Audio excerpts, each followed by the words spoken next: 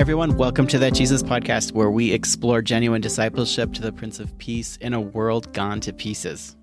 Okay, maybe that's not the best of taglines. I'm still working on it. If you guys have any suggestions or ideas for a tagline, hopefully if you listened to last episode, you know where I'm headed in this podcast post Titus, but really want to lean into the concept of Jesus as a Prince of Peace in a world of conflict, and how for many of us who've wrestled through what Jesus doesn't teach now, how do we present winsome, holistic vision of Jesus and following him? So today I'm going to do that with a friend, I guess. I can call David a friend, even though I don't really know him that much. He's a dude on Twitter, and, you know, that's always a pretty sketchy bunch. But I've enjoyed following David's Twitter account and asked him to come on and talk about his journey into nonviolence and his relationship with Jesus and family and marriage and whatever else we get into. So welcome aboard, David. Thanks, Drew. Happy to be here. And you're hailing from the not terribly mediocre state of Texas, right? Yeah. One of the big parts, a little bit wide open here. Yeah. I have some dyed-in-the-wool Texas fans here, so I have to diss them just a little bit. Well, let me just say hello to all my Texas buddies. I know what it feels like. Yeah. You sound like you're from Texas. I do, really. So I started following you on Twitter a while ago, and you were sharing really interesting things about nonviolence and kind of politics from at least a somewhat Jesus perspective. But I think what really caught my mind was when this guy David started showing up on my Twitter feed is your bio. And so I'm just going to read your Twitter bio. You start off with a V and an A, which I'm not even sure what that means, but then you have a peace sign, a cross sign, a dove sign, followed by a libertarian, voluntarist / anarchist, tolerant Christian fundamentalist, happily married, homeschooling father of 8 kids, proud non-voter. That is quite a mouthful, sir. Do you want to unpack that for me? Yeah, it is. And some of it's designed to be a little bit of an attention getter or maybe an attention provoker, but all of it's heartfelt. And if you want, I'm going to pull it up here on my own screen and just go through each piece of it there. The V and the A are kind of the same thing. The A in a circle is kind of well known as an anarchist symbol. And a lot of people seem to miss it talking to me on Twitter, but I am an anarchist. I don't believe in government. Well, for an anarchist, what better place than Twitter, right? Well, yeah. Of course, to me, the word anarchy doesn't necessarily mean, chaos and throwing Molotov cocktails and things. But yeah, government-wise, I'm that. And the V in the circle stands for voluntarism, which is spelled out there a little bit later in my bio. Just in particular, the thought of the government seeing itself as an enemy of the people, seeing itself as afraid of people, trying to make people afraid of it. It's a tension that I think is very real. But really, it's mostly about the voluntarism. And I'll spell that out here in a minute when I get to that slashed part. The next symbol is the peace sign. That's the what they call the CND logo, the Campaign for Nuclear Disarmament, or as a lot of people know it, the hippie symbol, the crow's foot. Mm-hmm. And that stands for the fact that I oppose war. Yeah, go ahead. Yeah, now to pause you there, I think I would have grown up, at least some of the sources I would have read would have said, well, that's a broken cross or an upside down cross. And it's actually a satanic symbol, because pursuing peace or rejecting patriotism is definitely a kind of Satanism in some Christian circles. Is there any truth behind that? Or do you know what the origin is about the peace symbol? Yeah. I know what the origin is, and no, there's no truth behind it.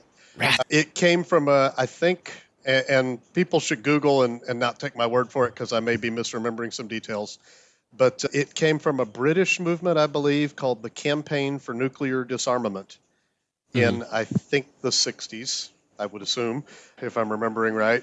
And it was actually based on semaphores, flag signs.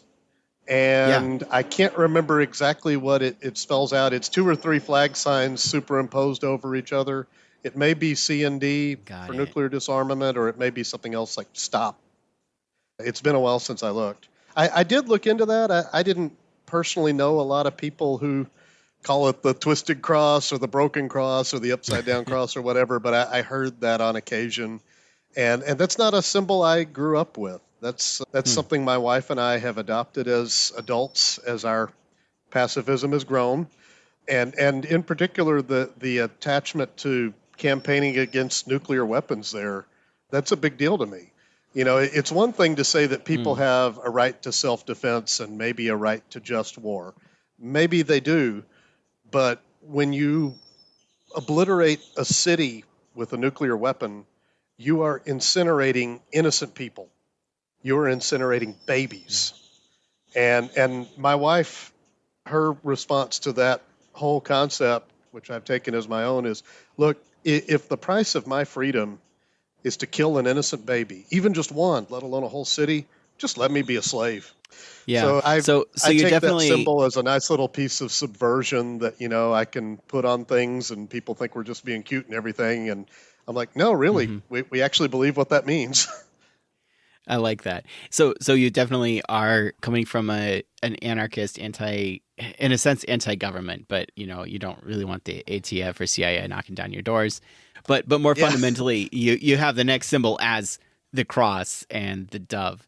So Yes. while you give potential allowance for somebody who's not claiming to be a follower of Jesus to defend themselves or take up arms within reason, for yourself you wouldn't do that because you're a follower of Jesus. So tell me a little bit about that, about the cross and where that comes in.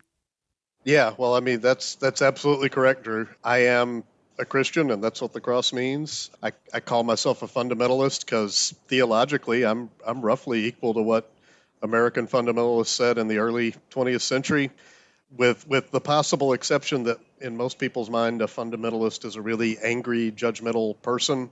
And I think as Christians, we're called to not be that way. I think we're called to Hmm. be loving. I think we're called to listen. We're not supposed to be trying to straighten out the world with force in the name of Christ. We're just supposed to preach the truth and let people decide. Hmm. So what does voluntarism mean then? Is that a theological term or a political term? That's a political term, and it comes from the libertarian movement. And depending on who you ask, it's either a synonym for libertarianism or it's a slightly different shade of meaning. The basic concept there is politically, I don't think people should be coerced into doing something that they don't feel like doing voluntarily. So, while I believe that, you and I should certainly give charitably, I don't believe in coercing people to Hmm. give charitably. A better example, maybe, that I think hits a little more close to home is some people want to help out certain nations in the world that are facing military action right now. And if they feel called to do that, fine. I think they should send their money, their resources, their themselves Hmm. even, but to force other people to do that, I believe is wrong. And I'll add there's really Okay. two sides to that make this a very strong held belief for me. One of them is just the moral issue. Is it right to coerce somebody? And the other one is the practical issue. I really do believe, from what I've studied, from what I've learned in life, from what I've seen debated, I do believe that we are better off when society is not built on that level of coercion. We're better off economically, we're better off morally, we're certainly better off, just the example I gave a minute ago, supporting war. Just think, if the drastic wars in the Middle East from 20 years ago had only been supported by the Hmm. people who believed in them and the rest of us got to opt out, just think how many more people would be alive. Yeah. Yeah. And the domino impact of some of the decisions made, for me Yeah. kind of coming of age politically in the late 90s, early 2000s, it has shaped. I'm thinking of George Bush and the WMD Yep. story, and how that has Yes. really shaped a whole generation of people and how they view government and policies, and frankly, whole people groups. Although Islamophobia Yeah. wasn't invented by George Bush, and frankly, George Bush was a lot less Islamophobic than a lot of the people that would have been in favor of going to war in Iraq. But I digress. He was. No, that's a good digression. And in fact, can I take the opportunity to plug a book? It's not my book. Yeah, absolutely. The thing about George Bush and the story of the weapons of mass destruction, which I believed, by the way, when all that was going Oh, down, sure. Rush Limbaugh you'll told me still so. find, yes, Rush Limbaugh told me so, and all of his cohorts, and I believed him. But I have come to conclude that government pretty much always lies us into war, just like they did then. That was not a new playbook in 2002, 2003 at all. The Gulf of Tonkin, before my time, before your Mm. time, it was a lie. Mm-hmm. Franklin Roosevelt's involvement in what happened in Pearl Harbor is worth people looking into. He was not entirely on the up and up there, in my opinion, and in the opinion of a lot of historians. And you can go all the way back to Woodrow Wilson. These just and noble wars, and I'm not saying there was, the other side was good or anything, but there's people who have a vested interest in lying us into war. And I'm a real big fan of the series of books called the Uncle Eric books. The author's name is Richard Maybury. They're addressed to teenagers. It's written like a series of letters from a fictional uncle. And a lot of people have seen the first book in the series, Whatever Happened to Penny Candy. Mm-hmm. But as the series goes on, you get to like the 10th and 11th books, and he's talking about the Middle East wars and the world wars, and the data that he brings and the facts that he brings just really opened my eyes and really made me never trust again that government really had peace and safety at heart when it's trying to encourage us to support a war effort. Yeah, that's really interesting. You had mentioned Richard Mayberry, I think is the name again. Yes, because I Mayberry. read those in my teens as well. Whatever Happened to Penny Mhm. Candy, Whatever Happened to Justice. Those two, and super impactful. Maybe kind of a stereotype for somebody in their teens to like go hardcore in that direction. But he is at least a lucid and clear writer. And if you're Mhm. interested in a sort of classic defense of libertarianism, I don't know if I agree with all of his arguments about some of the monetary policy stuff. It's a little too simplistic, but then again, that's what everybody always says. Oh, your view is too simplistic. So, but yeah, it's well worth checking out if you're curious about it. But so here's my question, David. And this gets to the last line in your Twitter bio. We'll talk about the middle part there about family and such and your church and what have you. But you say you're a proud non-voter. That's your like hashtag proud non-voter, kind of like the American flag I voted sticker in reverse. Yeah. So you're a non-voter, you're a follower of Jesus, you're committed to nonviolence, but you have a lot of strong opinions about politics. You follow politics, contemporary politics, I assume. Why would you be involved? Yeah, why would you have opinions about politics? Why would you care what happens in the kingdoms of this world if it's not your kingdom? Well, my basic opinion about politics is the same opinion I've been reiterating here, that I don't believe in violence and I don't believe in coercion. And I believe everybody and society as a whole would be better off if it were eliminated. So, when you have a pair of policies to consider, let's say Joe owns this plot of land here and the city wants to zone it for residential use, but he wants to use it for commercial use. To me, it's a no-brainer. The obvious better policy there is Joe owns the property. Let Joe decide. The rest of us are being coercive if we're telling him what he can or can't do there. Mm-hmm. And so my strong opinions about politics all basically amount to, to one degree or another, let's lessen or eliminate the influence of politics over people, the influence of coercion over people. Okay. And so what does this look like for you as a follower of Jesus? Basically, your view of politics is the less politics, the better. Are you involved in activism other than your rather prolific Twitter feed? Are you you don't vote? Do you think it's a sin to vote? Are you involved in local politics? I don't think it's a sin to vote. I do think we're not supposed to be trying to be controlling or coercing people. So there's, it certainly could be sinful to vote to do something wrong or to vote for someone is going to do something wrong. And on that note, since you mentioned George W. Bush, I voted for him twice. And in my opinion, there is blood on my hands. I sent people to war because I believed it was necessary to vote for that man and because I believed what he was doing was right. The reason I go all the way and just completely step out of voting entirely is to kind of make a statement.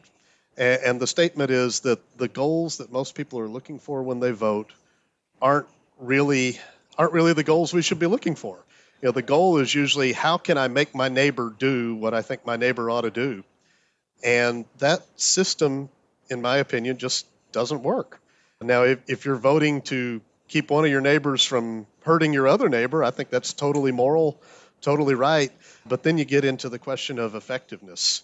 There's a lot of reasons to question what good does that really do. And I should round this up for you, but somewhere I have a long Twitter thread from a couple of years ago of just things that I suggest are better to do than voting. And things like sit down and read a book to a child does more good for the world than casting your vote at the ballot box. And a lot of people get, of course, really worked up at me saying this, and I'm not one who likes to throw around the word idolatry too lightly, but it's like I've offended something religious in them. And I understand we've got a lot of people in the U.S. here who have been oppressed for generations. And I recognize that many of them had no input in the government at all, beyond no input. I mean, of course, we have a legacy of slavery. I don't begrudge anybody wanting to make their voice heard in whatever way they think is effective. But I personally think the best way for me to press for a better world politically is to start trying to persuade people that we can do better than this system of winner takes all, majority rules. Let's make everybody do what we think is right. Yeah, well said. And I do appreciate your point that, especially with folks that have been minorities or are minorities and have not been represented, that there may be a different conversation than what you and I would be having in relation to, say, civil rights and such. Yeah, and it's well worth pointing out, and many people have pointed out, David, you're saying this from a real position of privilege. Yes, I am. I am. And if you think you've got to go do that, I'm not sitting here thinking, man, those terrible people. But I am sitting here saying, hey, we can do even better than this. And I'm trying to convince people to think about that and listen to some ideas maybe they've never heard before, or maybe that they were raised to reject out of hand without considering. I'm trying to shift the Overton window just a little bit. Yeah, I like that. And the truth is that... Let me just mention one other thing, too, since I brought up, reading to a child. I'm raising kids. I'm raising 8 kids, which is an abnormally large number of children. They're not abnormal children, for the most part. Likely story. But you know what? My kids, like most kids, they're turning out somewhat like me. Yeah. They don't believe in trying to straighten the world out through the force of government either. If everybody wants to go convince them to vote, great, that's 8 more votes from my family. But, that I don't think that's the path to a better world. A lot of the folks in the audience listening to this are probably coming from an Anabaptist Mennonite background that would have a long tradition of not voting. And for you to talk about trying to change the Overton window may actually feel a little strange to them, because they're coming from communities that to suggest any sort of political involvement is so far outside their community's Overton window, it's hard for them to wrap their minds around. But the truth is that for a lot of us growing up listening to Rush Limbaugh, going to vote is considered like the most basic and most essential, civic duty you have. And so to look at, especially, again, to lean into the stereotype as a Midwesterner, especially for Texas, to say, yeah, I'm not going to vote is actually a pretty profound step. That's exciting to hear and really interesting to hear your journey. Can you talk to us about your journey into nonviolence, coming from a conservative Christian background that again, from my stereotype, would be about political engagement and pro-military, Stars and Stripes, things like that. How did you come into that? What's your church background, and was that part of it? As growing up as a member of the Church of Christ, we did have a little bit of a different shade there from the standard rank and file evangelical or Baptist, but it was a real mixed bag history. David Lipscomb from Churches of Christ in the late 1800s, early 1900s, he taught complete non-involvement in government, let alone war. But a lot of that got stamped out during the world wars. You got to the point where, not only did people change their mind, they shamed those who did not. In fact, I can remember my dad telling me one time when I went to a church event as a teenager, he said, I just want you to know the man preaching at that event preached at something when I was a teenager, and he let us all know it was a sin to refuse to go to war because that was cowardice. I was kind of shocked because that wasn't really a pressing issue when I was growing up, like maybe it was for my dad. He was born in 1946. He filed conscientiously opposed with the selective service or the registration, whatever they called it in those days. Oh, wow. Yeah, they tried to kind of hammer on him and make him change his mind. In fact, they demanded to interview him apart from his dad, my grandfather.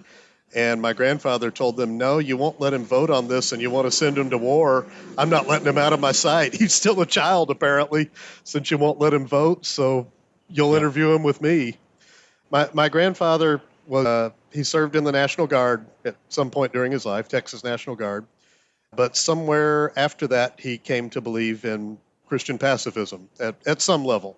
He did have a famous story about a church guy decking an abusive husband who was screaming at his wife on the church parking lot.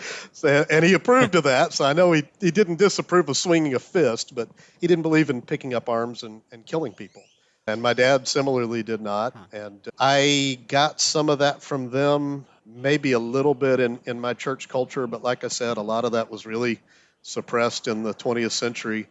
But as you said, in the broader, politically conservative evangelical church culture, the general viewpoint is law and order, peace through military strength. And that was all around. And it wasn't just all around, outside of my family. It was in my family too. We kind of had a dual view that, yes, God has authorized the state to do these things. He may have forbidden us to do these things, but we still need that. And that was kind of my thinking growing up. I saw the first Iraq war start, didn't really understand what it was about, but certainly watching the first George Bush talk about it on TV, I was alarmed at whatever young age I was listening to that. Nowadays, I'm sure if I heard the same speech, I'd shrug and say, that has nothing to do with us. Yeah, and then, I remember sitting at the kitchen table with my family during the Gulf Storm War or Operation. It's Desert Storm. It's Desert Storm. Thank you.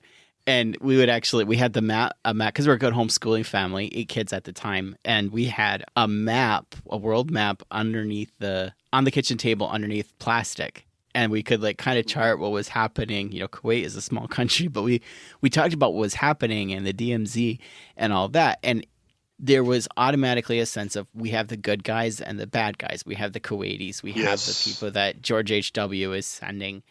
And we hope the good guys win. Yeah.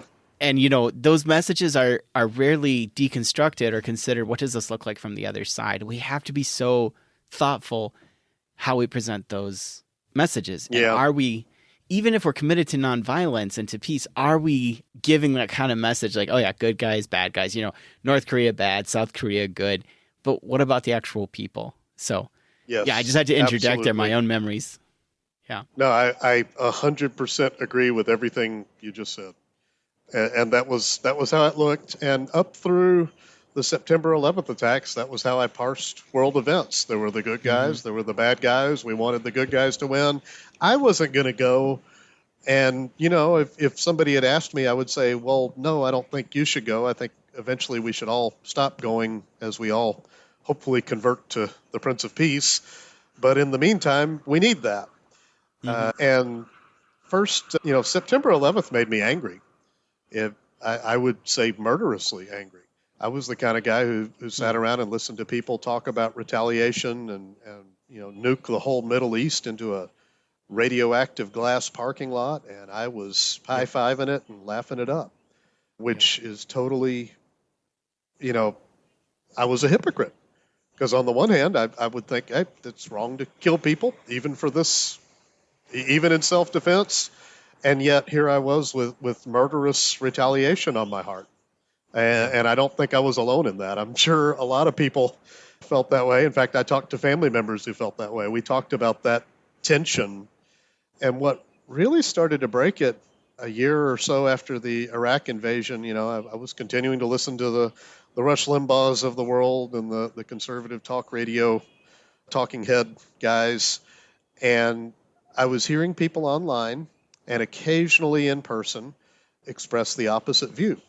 And of course, my immediate reaction was something akin to Rush Limbaugh talking points. Oh, come on, you don't know what you're talking about. We're all in danger. They're Yep. keeping us safe. They know what they're doing. And I had European acquaintances online. This is back before the days of social media, back when blogs were new, but there were still websites we interacted on. And they'd say, no, we're not, we don't hate America. We just believe you're acting wrong. We truly believe you're acting like an empire bent on dominating the world. And I'm sitting there going, you're crazy. That doesn't make any sense to me at all. But gradually, my mind opened a little bit. I listened to points of view that I wanted to reject without listening to. And about that time, libertarianism was taking hold with me. And there's a lot of anti-war libertarians. There's not enough. There's a lot of libertarians who are really just Republican Party talking points who think they've got a great opportunity for a party they can control. But there were a lot of people who laid it on the line and explained in article after article as I read the history of things, the way governments got us into wars, what was really being accomplished. Mm-hmm. And my mind changed. Simultaneously going through that, my wife and I got married in 2004. We met in 2002. She was homeschooled. I was not. As a homeschooled student, she was exposed to a lot of sources I was not exposed to, but still raised in a very conservative family. She was not pacifist. I was. She had a strong belief in the danger of a strong central government overriding local decisions, whereas I had the opposite belief. School had taught me it was important to have a strong central government. That was what you wanted to do. That was what the Constitution said to do. That was what was wrong before we had the Constitution. And we talked. We talked a lot. As in the early years of our marriage, unfortunately, we fought far more than any husband and wife should. But somehow, miraculously, we never fought about politics. I don't know why. You'd think that if anybody was going to fight about something, it would be politics. But for some reason, we listened to each other, and our viewpoints kind of merged. We started changing points of what we believe. Oh, yeah, I do agree that the New Testament teaches that Jesus wanted us to put the sword down. Oh, yeah, I do agree that it's not the end of the world if a political subdivision secedes from another political subdivision. After all, that's what the United States did when it was formed. We came to really, really agree not only on what you might call the right answers, which that's our general philosophy that I'm expressing now, but just also on how important it was for people to start working for a world where people are free, where people are prosperous because they're not trying to dominate each other and trying to force a one-size-fits-all solution on everybody.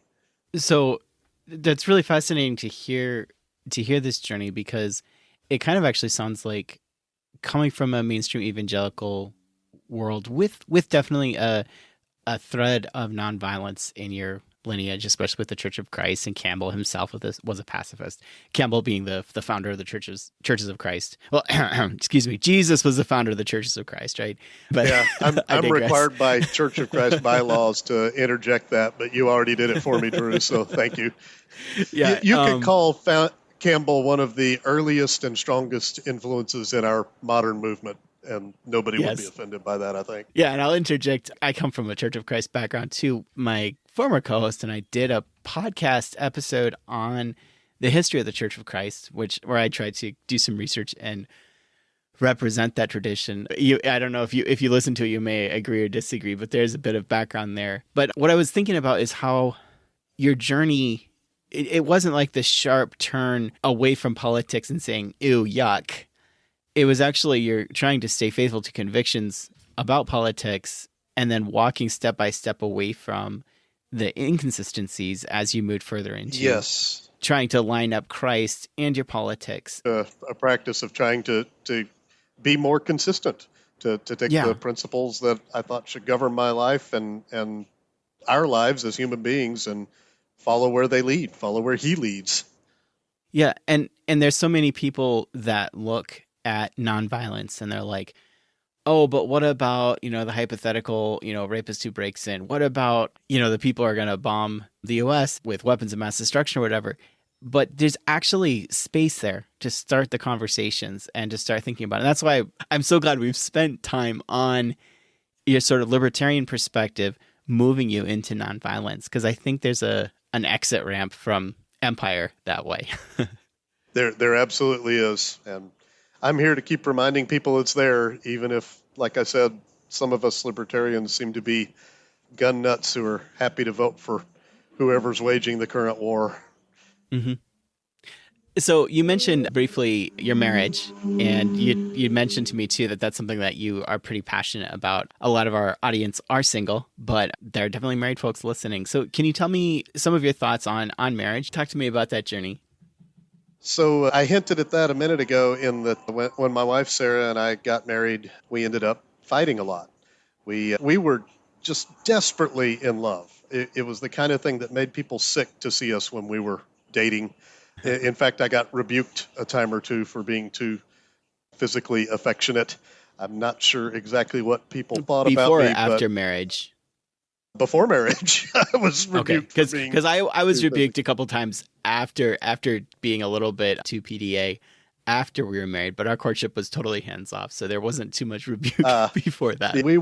We found each other just absolutely irresistible, and you get married and you think that's never going to go away. And we heard debates about that. We heard people say, yeah, that only lasts 2 years. Well, unfortunately for us, despite believing that that should last, 2 years later, we were fighting, just not all the time, but it felt like all the time. She was miserable. She was depressed. I was miserable. I was depressed. We were very disappointed. We started seeing a series of counselors. Eventually, I think we saw about 3 counselors. That seemed like the right thing to do, at least to me. My wife was really reluctant to do that, so I kind of dragged her, nudged her, twisted her arm. Come on, we got to do something. There's got to be a way to fix this. And they didn't really help, at least not long term. Sometimes it was kind of like a little shot Mm-hmm. in the arm, and there were some really, really bright moments in there.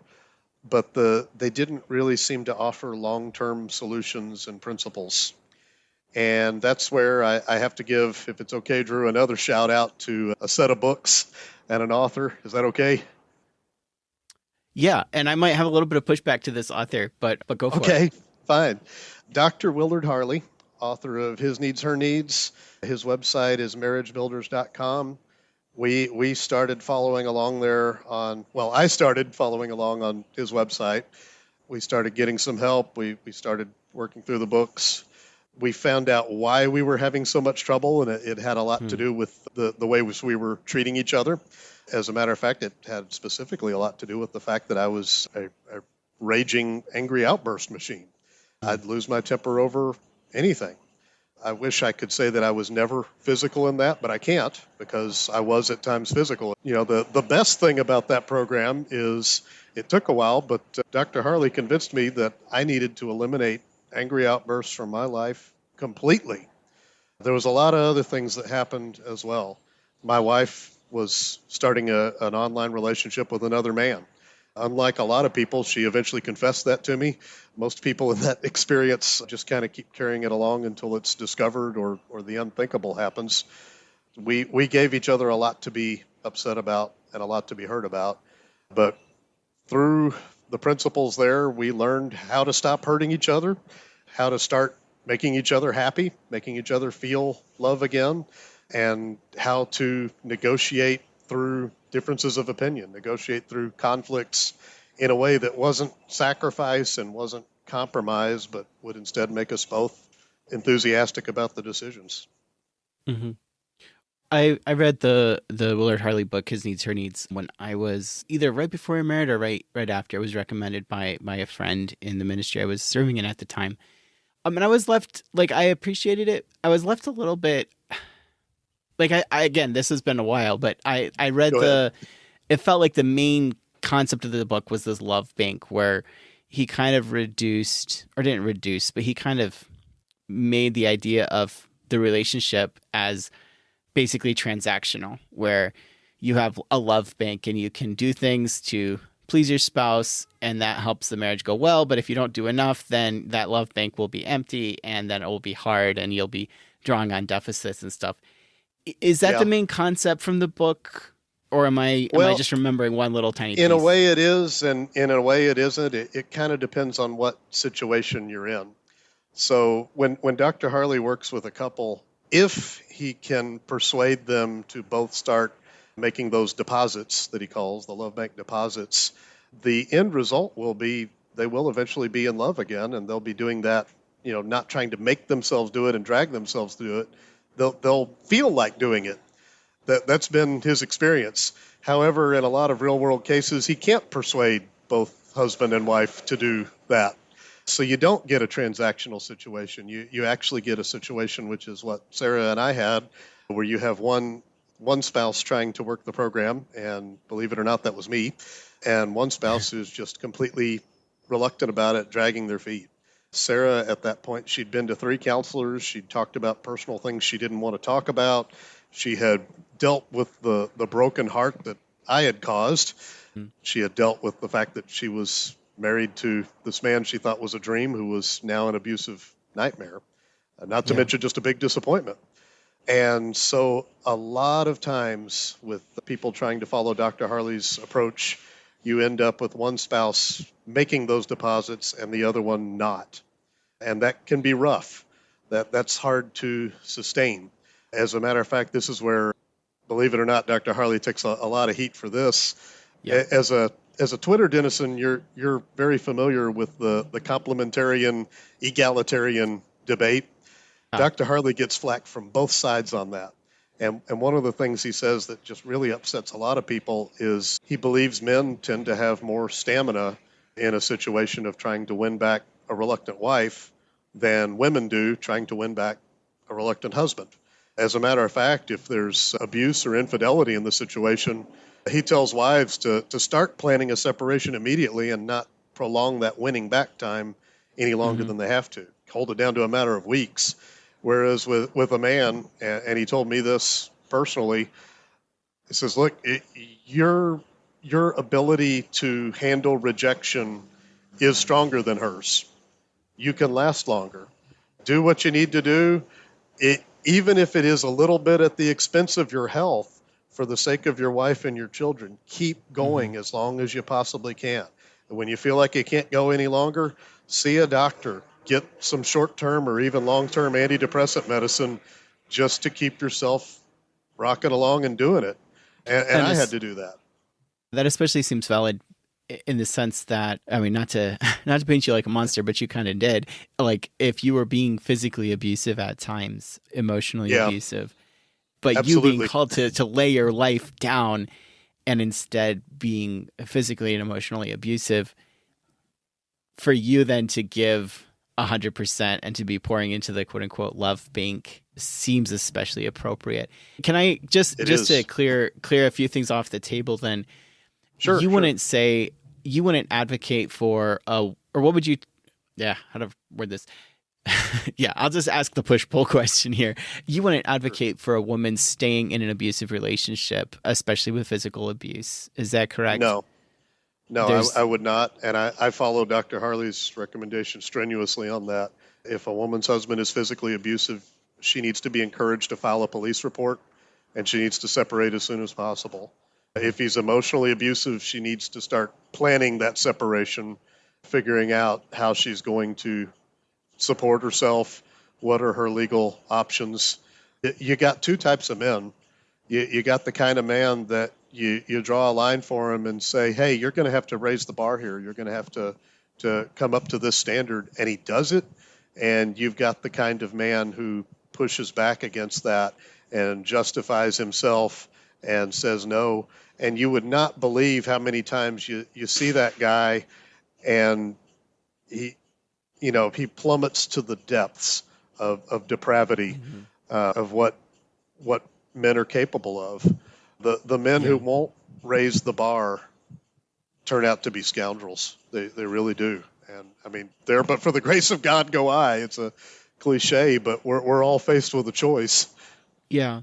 Let me ask you one more question too. I've read some pushback from folks like Shirley Gregoire, who we've had on the podcast before, and she'll be on the podcast within the next month or two again, specifically calling out some of Dr. Harley's counsel, and she sees it as basically saying, well, women, it's not, and I wasn't planning on going here, but so I hope it's Go okay. ahead, This is supposed to be I'd love to nonviolence and address stuff. this. Yeah, she would emphasize, and let me say too, just because something helps one person or helps a lot of people doesn't mean that it's all good then. So just because it's helped you and God's used that for you, it doesn't mean that somebody should take that as a total endorsement of everything, or that other people could take it and take it to bad places. So with all that said, here's my question. Dr. Harley talks about it appears that a woman has a responsibility to keep herself looking beautiful, fit and trim, and to provide sexual pleasure for her husband. And if she doesn't fill that love bank, sexual pleasure, if she's not satisfying her husband sexually, she may have culpability in his struggle with porn or his leaving her. And I remember even reading a story he told in the book, again, years ago, where he talks about a guy going and having an affair because his wife wasn't satisfying him sexually. And he made it clear that it was his fault, but also she should have done more. Here's the thing. I've got a lot of context for what Dr. Willard Harley and his wife Joyce believe on that subject, because I sat down and I listened on the way to work and on my walks and on the way home day after day for years to his radio program where both he and his wife talk about these things. And I get that Sheila Gregoire doesn't have that much context, but I wish that she and some of the other authors talking about it would reach out to him and to Joyce Harley, his wife, and discuss these things with him. The chapter on physical appearance in Dr. Harley's book has been revised like 5,000 or 4,000 times. If you look it up, there's been edition after edition of His Needs, Her Needs, and he's made a lot of adjustments based on feedback, and that is the most adjusted piece of his writing ever. First off, Joyce especially is the first to point out for infidelity, for abuse, for a whole host of other issues, there may be what we might call reasons for why people make bad decisions, but there are no excuses. So, for example, I was a husband with an anger problem. Well, my wife was not meeting my emotional needs. She was abusing me. She'll freely admit that. And she started an affair online. A lot of people would say, well, David, you had plenty of cause to be angry. Well, maybe I did. There were reasons, but that doesn't excuse that. That doesn't make what I did not abusive. It was wrong. Mm-hmm. It was 100% wrong. We choose how we respond to what other people do. As far as meeting any emotional needs, what Dr. Harley always tries to emphasize, and it obviously has not come through in some of his books, especially when excerpts are taken, meeting emotional needs has to be done according to what Dr. Harley calls the policy of joint agreement.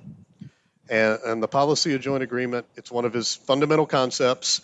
The policy of joint agreement says everything you do in marriage must be something that is done with enthusiastic agreement between husband and wife.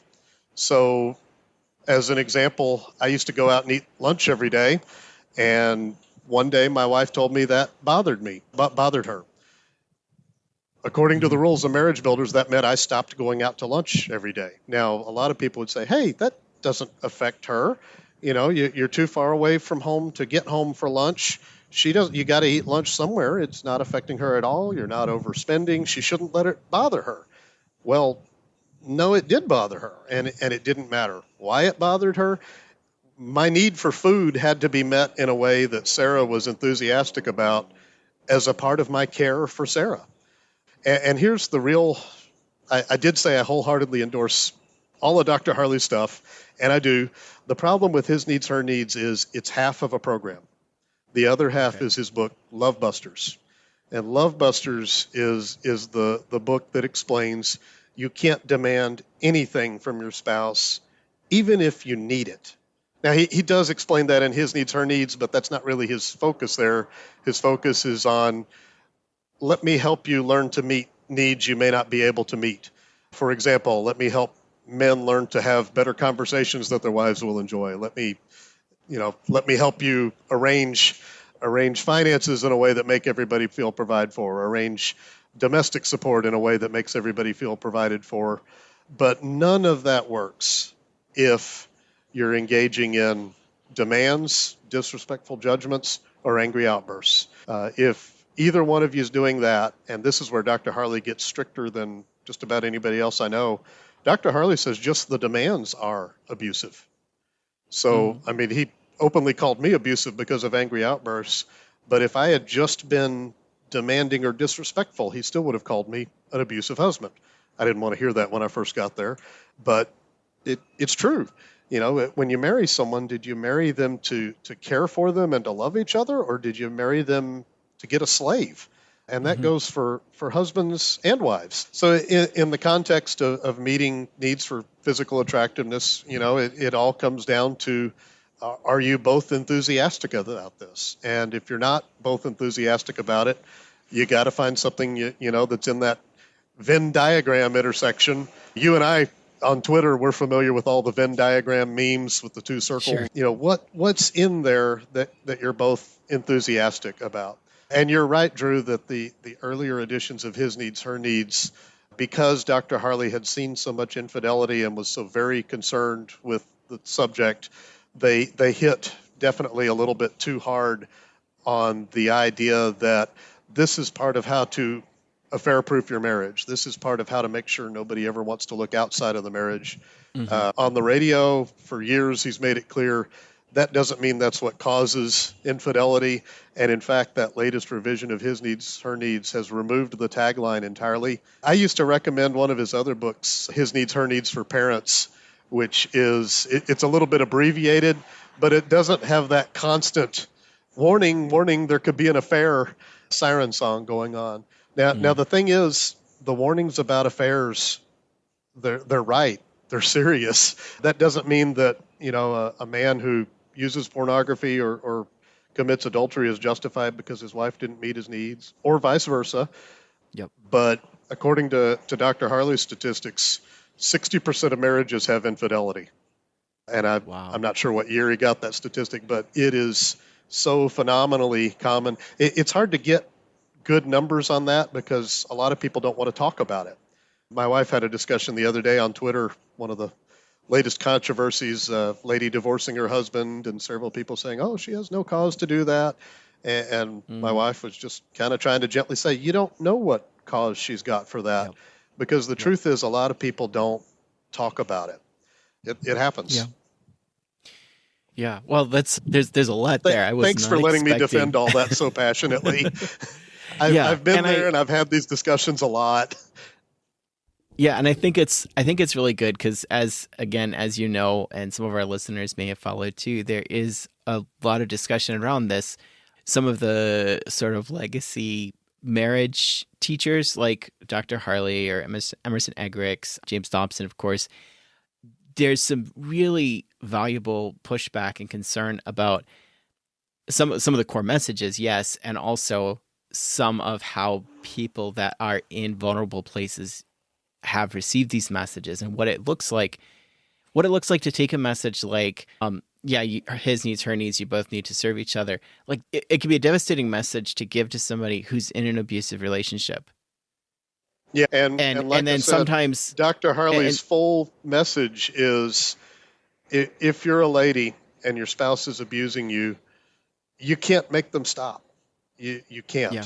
And that is touched on in his needs, her needs, at least back in the 2010 or 2012 edition.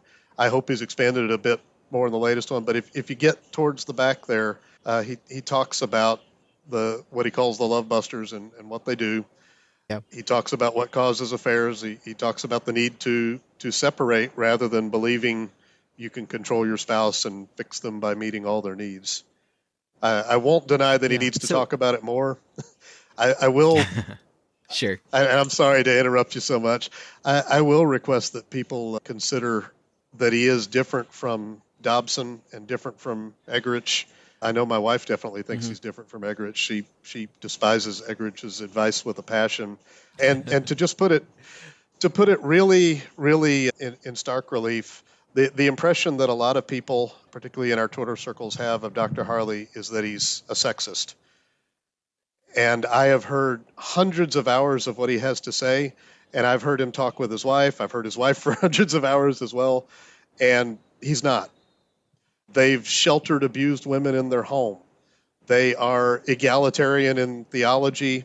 I would love for Sheila Gregoire or some of the other authors that I've seen on Twitter to actually reach out to Dr. Harley and Joyce with their concerns and discuss these things. I would love to see them talk to them about that. And I believe that the Harleys would love to receive that because they've been receiving this kind of feedback for decades now. Yeah.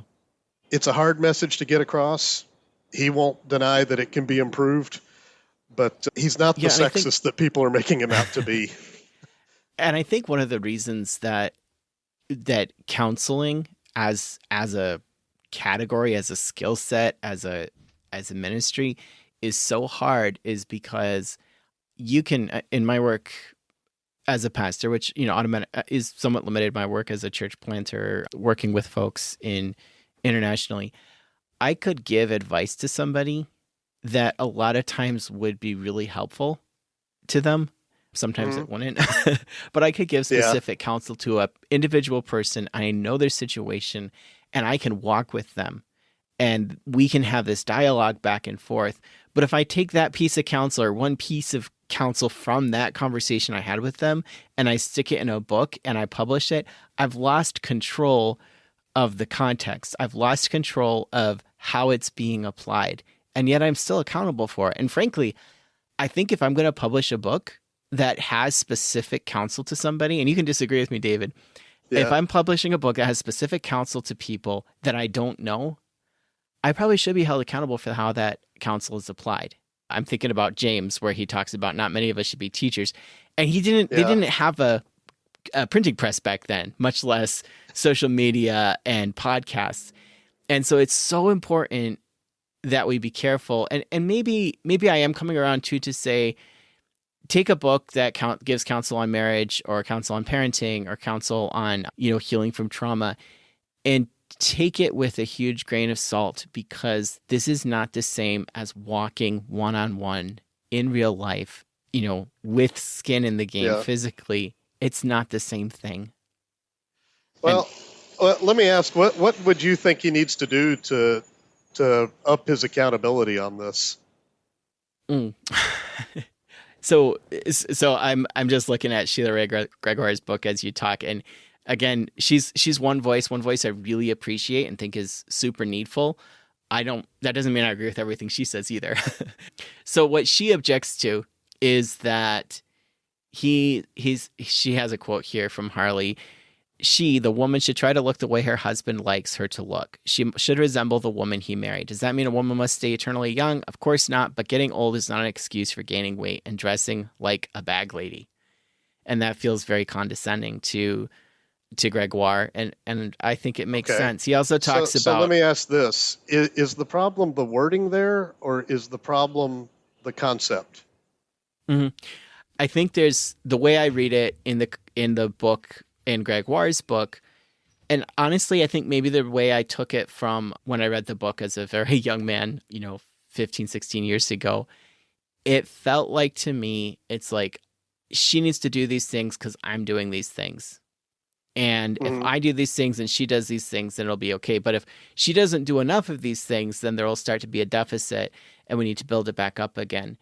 And the way I took it, it did feel pretty transactional. And the way you're framing it, David, and with your background with Dr. Harley, having drunk of those wells much more deeply than I have, I hear what you're saying is that as a couple, you're saying, how can we help each other? We have a shared goal to make this marriage work.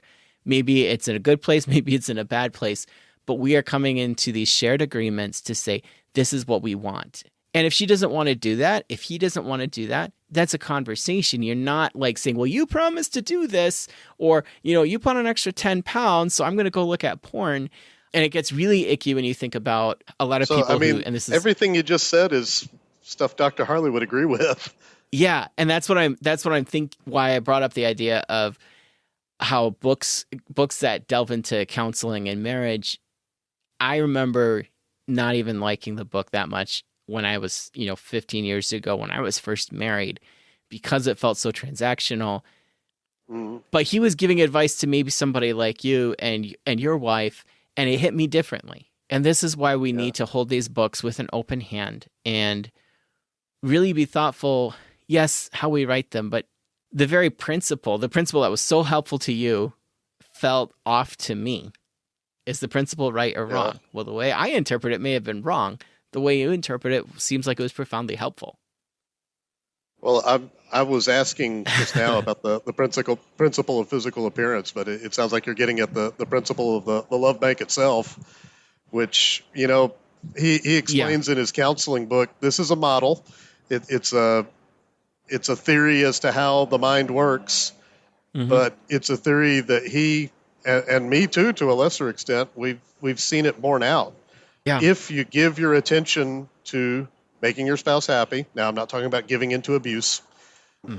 If you give your attention to caring for your spouse, doing things to make your spouse feel loved, and avoiding doing things that make your spouse unhappy, and avoiding a life that is filled with actions on either of your part that the other's reluctant about. Yeah. The feeling of romantic love is the inevitable result. And there's never been anyone who's tried that. I'm not talking about one-sidedly trying it, but both-sidedly trying it and done it, that hasn't happened. And I think that's such a profound point, because so many of us are reading this in such a context of brokenness. It's hard for us to see it in mutuality. And maybe Dr. Harley, you said he's coming from an egalitarian perspective. I would come from a broadly complementarian perspective theologically. In my marriage, a little different story. But complementarianism is so, in marriage, so often it feels very one-sided. And so maybe it's the folks like Eggerichs that have kind of skewed the message that we only hear somebody like Dr. Harley one way. But it's scripture to say that a husband should love his wife as Christ loved the church, and a wife should love her husband and honor her husband. Like, that's scripture. And in fact, that we're all supposed to honor each other and submit to one another in love. It sounds like what you're talking about is you and your wife fundamentally discovered 1 Corinthians 13. And you can't get away from that. We talked about this at the beginning, the difference between doing something out of love versus doing something out of coercion. And you're saying that you and your wife wanted to make the marriage work, or maybe your wife didn't want to initially, and you kind of leaned in on it. We learned how to motivate each other, is what we learned. Yes, and you weren't coercive. You didn't threaten each other. Once I learned to not be abusive, yes, I was not coercive. Yeah, really, really interesting. To kind of wrap up on one point, and there's so much more I'd like to talk with you about music, because you're coming from the Church of Christ. You have 8 kids that sing. I'd love to talk with that, but you talked about this theme of anger in your marriage, and just kind of your own personal journey, even apart from marriage. What does your journey look like in overcoming anger? I am very fortunate that my wife's emotions would not put up with my anger. I really am. A lot of people have been raised to put up with that. She was to some extent raised to put up with that, maybe not as much as a lot of people we know. And she tried, and her heart just couldn't take it. It just made her more and more resentful, more and more, she'd try to make herself do one thing and find herself doing another, because she resented the way I was treating her so very much. She started hearing, well, wait a minute, this Dr. Harley guy, he takes an absolute stance against anger. When are you going to do that, David? When are you going to actually live up to what he's saying here and eliminate angry outbursts? And finally, literally under his advice, after directly talking to him, she said, okay, that's it. You can't come home anymore. until you can guarantee you're never going to have another angry outburst as long as we live in my presence. And I spent 2 or 3 weeks in a Super 8 motel here in East Texas. I used to call this Super 8 motel therapy a few years later because that was some thinking time, Drew. That was some major thinking time.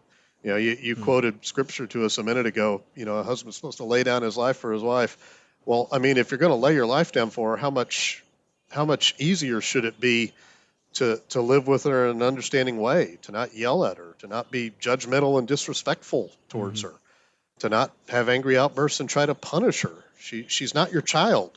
Not in any theological model of Christian marriage that I've ever heard is your wife your child. I'm sure we can find the internet wackos who disagree with me there, but she's not. And so I finally ran up against this wall. Unbeknownst to me, Sarah was getting ready to change the locks if I had refused. If I had said, no, there's no reason for that. I'm going to work things out here. Everything's going to be okay, dear. It's going to be fine. Just trust me. She was getting ready to make very, very good on that. And it was an interesting week. It was Vacation Bible School at our church. So Every night we were sitting there watching the kids have great fun at Vacation Bible School. And then we'd go home, kiss them, put them to bed, say goodnight, and then I'd leave. And depending on how she was feeling, she might say something nice to me on the way out, or she might not. Dr. Harley told her she didn't have to do anything she didn't feel like at that point. And you put all that in the cold, starker reality a day there. I had to come face to face with how I made my wife feel and the fact that nobody could fix that but me. She couldn't fix that. I had to fix that. I was the one who'd done it.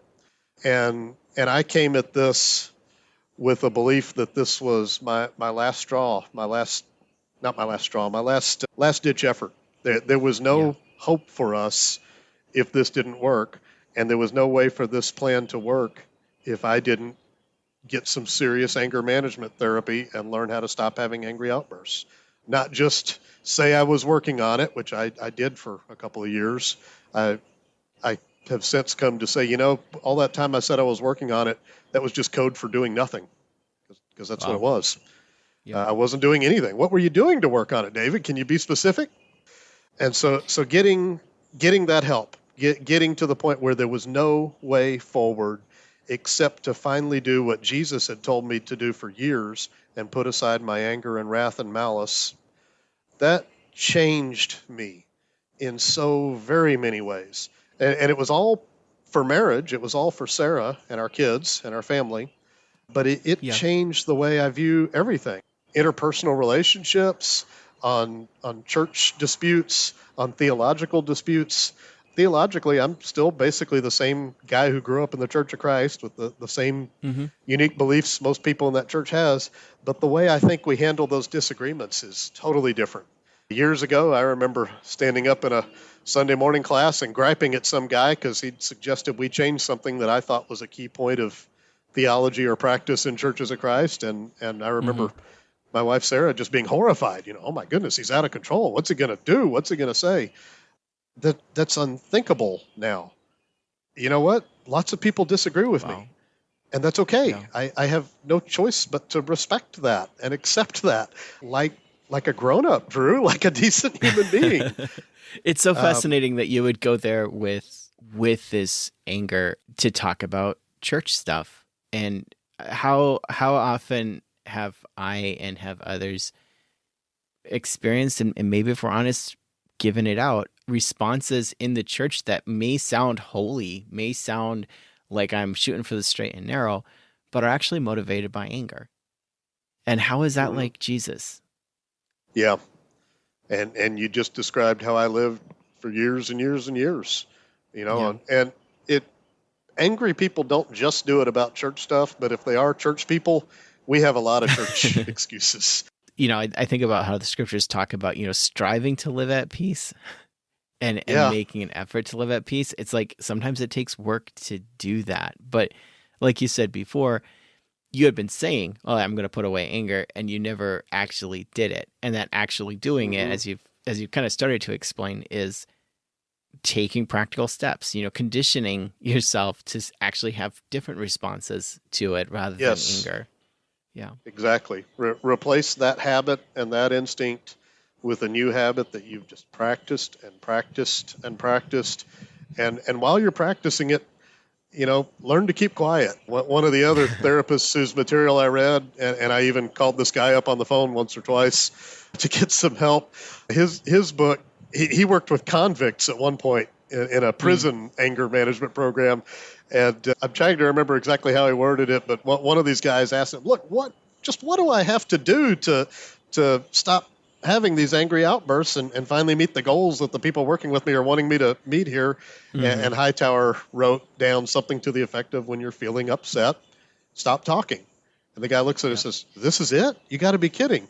And Hightower, the guy's name was Newton Hightower, that's the therapist's name. He takes the card back, turns it over, and writes down, shut up, and hands it back to him.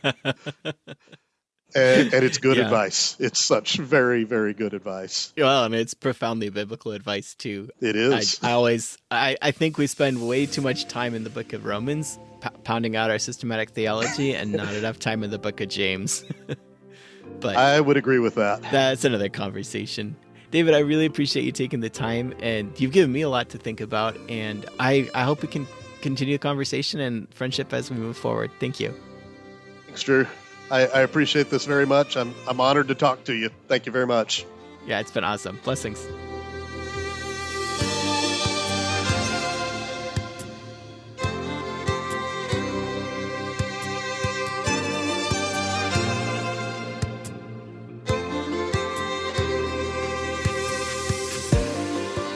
That Jesus Podcast is part of the Kingdom Outpost Podcast Network. For more articles, podcasts, and other resources, go to kingdomoutpost.org.